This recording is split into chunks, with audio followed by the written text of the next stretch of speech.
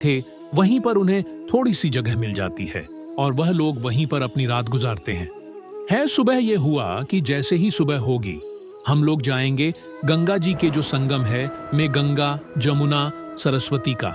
वहां पर हम लोग स्नान करेंगे होंगे और उसके बाद कुछ घूमेंगे होंगे। पहले गए और फिर शाम को जो है ट्रेन पकड़कर वापस गुजरात चले जाएंगे होंगे। अब दोस्तों, यही उनका प्लान था।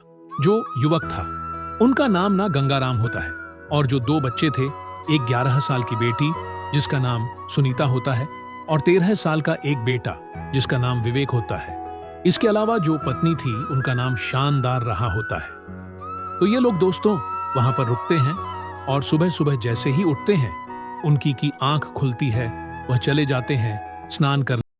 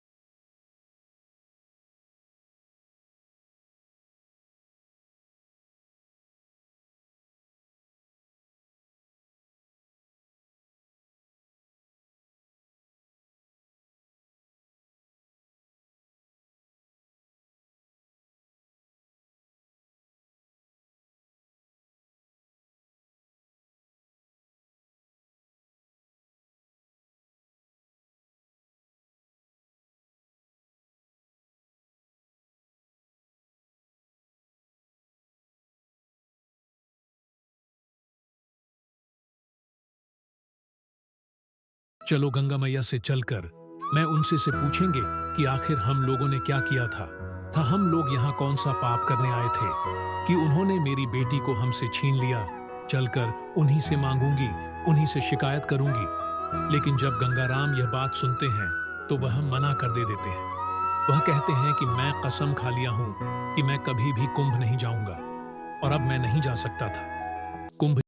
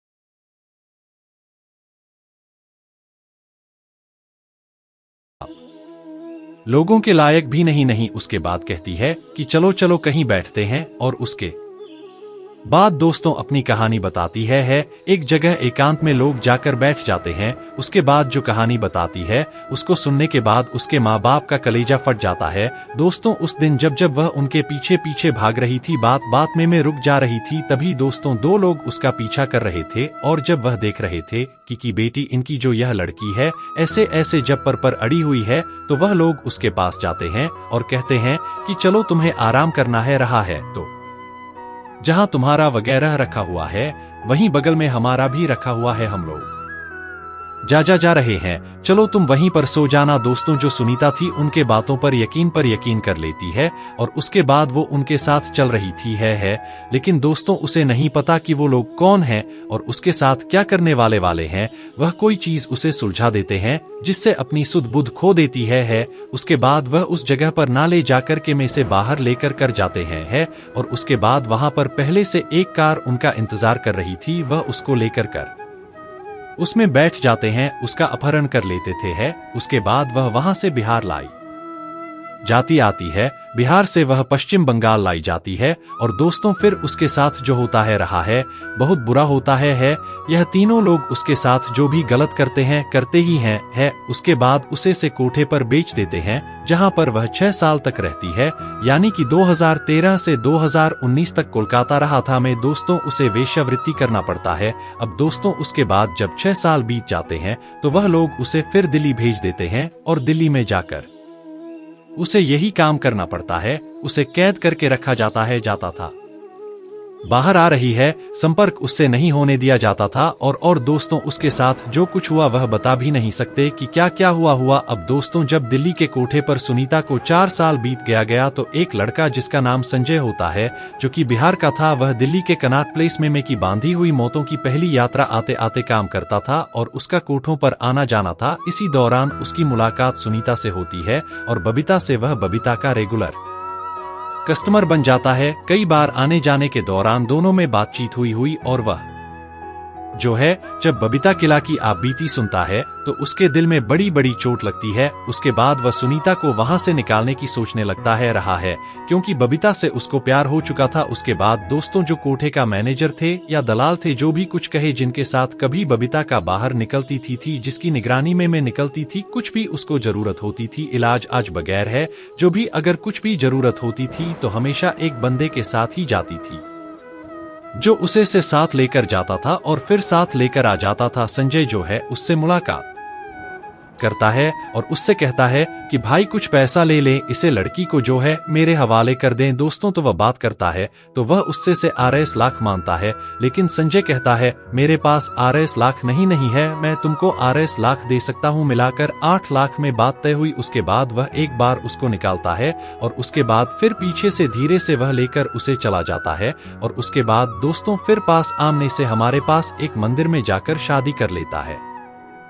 संजय और सुनीता की शादी 2023 इसमें दोनों एक दूसरे शादी करते हैं और उसके बाद दोस्तों वह लोग कुछ दिन दिल्ली में रहते हैं और उसके बाद वह अपने बिहार गांव लेकर चला आता है। लेकिन इसी बीच संजय ने कई बार उससे कहा कि चलो तुम्हारे घर चलता हूं, तुम्हारे माँ बाप से तुम्हें मिलवा लाता हूं ना हो। लेकिन दोस्तों लोकलाज के डर से वह अपने घर नहीं जाती, अपने माँ बाप के पास नहीं जाती है, क्योंकि वह कहती थी कि मेरे माता पिता तो मुझे मरा हुआ मान ही चुके होंगे और वैसे भी मेरी जिंदगी ऐसी है कि इस हालत में कैसे उनके पास जाऊं। लेकिन संजय उसे लाख समझाता रहा कि इसमें तुम्हारी कोई गलती नहीं है, तुमने जो भी कुछ किया मजबूरी की वजह से किया गया, अपनी मर्जी से नहीं किया। लेकिन वह सामान कार्तिकेय की दी कि काम पार्टी के की हमेशा मान रही कि वो अपने माँ बाप के सामने नहीं जा सकती थी। लेकिन दोस्तों जब 2025 का कुमकुम आता है तो जैसे उसकी माँ उसके लिए तड़प रही थी वैसे सुनीता भी अपने माँ बाप के लिए रही थी। बाबा कहती है कि एक बार मैं उस मेले में जाऊंगी और क्या पता मेरे माता पिता भी वहां आए।